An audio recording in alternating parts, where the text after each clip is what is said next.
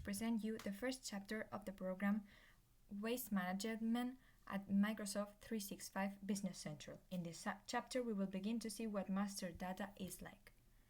As we can see, if we enter here to master data, first we go to products. On the one hand, the product section gives us a table of the products that we have. We can create products in place of materials, but also add services associated with those materials, and we can mark that here in types. If we want to be inventory, we want to be service. Also, at base unit measurement, we can choose which unit we want to use. It can be kilograms, tons, but it also can be days, hours, etc. At the master data, we also find customers, suppliers, and entities.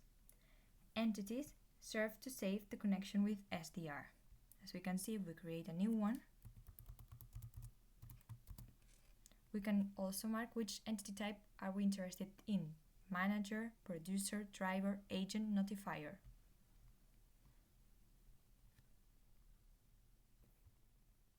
To configure the offers, it is essential to analyze and prepare our calendars. That is why in the section of calendars, if we create a new one, for example with this code and this name,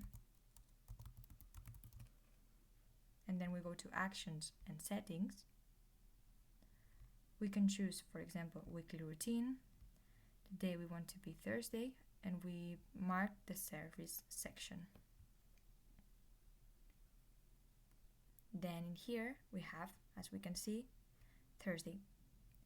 But if we also want to personalize it, we can also modify it in here. For example, we want service on Saturday, then we mark it. This helps us really much because we can use all the calendar sections and we can extend it as much as possible. In the types of services section, we are going to detail what type of services are we interested in, and then below we will see what services should take me to that service. In the next section, we will review how offers are made and see how they relate to type of services. There are also route and zone configurator sections, as we can see in here. And this is done for the optimization through Google of the services that we have to generate.